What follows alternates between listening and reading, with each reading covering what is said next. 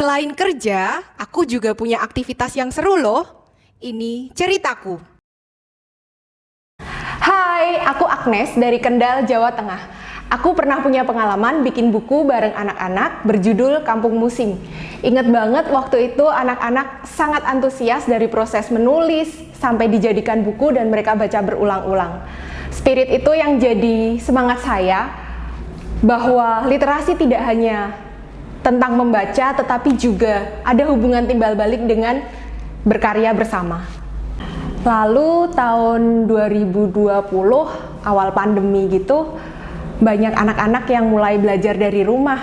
Di situ tiba-tiba ada ide, kenapa nggak bikin zin khusus anak-anak gitu. Saya kasih nama Zin for Kids waktu itu. Temanya yang deket dengan anak-anak di sini apa ya? Barongan, karena itu yang paling populer di sini. Saya bikin 8 halaman hanya dengan 2 lembar HVS. Isinya ada cerpen, gambar untuk diwarnai, ada kuis, ada pengetahuan, juga ada kayak topeng untuk crafting gitu.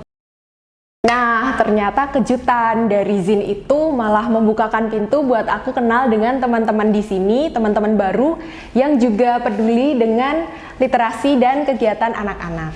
Hari ini kita akan kenalan dengan mereka semua. Ayo! Berlari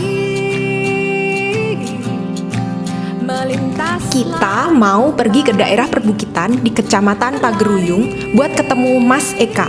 Sehari-hari dia adalah seorang guru, tetapi juga berkegiatan bersama keluarganya mengelola sawah dan pemancingan. Kali ini kita akan ngobrol tentang Sanggarrejo, komunitas yang dia kelola sejak tahun 2016. Hai, sekarang saya sudah berada di Sanggarrejo dan saya bersama dengan Mas Eka. Kegiatan di Sanggarrejo itu ya cukil, terus menggambar, terus bikin clay itu gantungan kunci. Kalau yang paling seru? Paling seru barongan, permainan. Kemudian kita kembangkan jadi membaca. Kalau kita paksa anak membaca kan tidak mungkin. Jadi dari media tersebut. Kita kan pernah bikin zin itu, Mas. Gimana tanggapan adik-adik waktu itu? Surprise, Mbak. Seneng banget. Mereka ketika masih waktu itu kan awal-awal pandemi toh, Mbak. Terus anak-anak tidak bisa bermain, terus kebetulan tidak bisa latihan barongan. Sini gambarnya barongan. Nah, terus anak-anak sangat tertarik sampai itu mereka membagikan ke teman-temannya yang di rumah. Rencananya setelah festival juga pengen buat sebuah buku gitu untuk desa seperti. Siapa tahu besok kalau tidak ada bisa jadi manuskrip.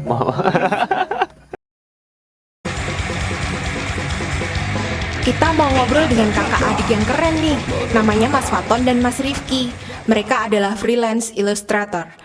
Mas Rifki bersama teman-temannya memulai lapak baca Rakyat sejak tahun 2016 dengan menggelar buku gratis baca di sekitaran kota Kendal. Sayangnya sejak pandemi lapak baca ini harus berhenti melapak dan kegiatan berpindah di rumah, di mana Mas Faton secara rutin menemani adik-adik menggambar bersama. Sudah bareng dengan Mas Faton.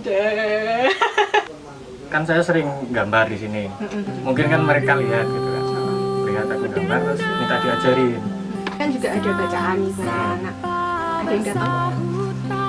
Sesekali masih sering. Tahun lalu saya, Mas Rifki, Mas Acong itu kan sempat bikin zin ya buat anak-anak. Tanggapan anak-anak gimana waktu itu?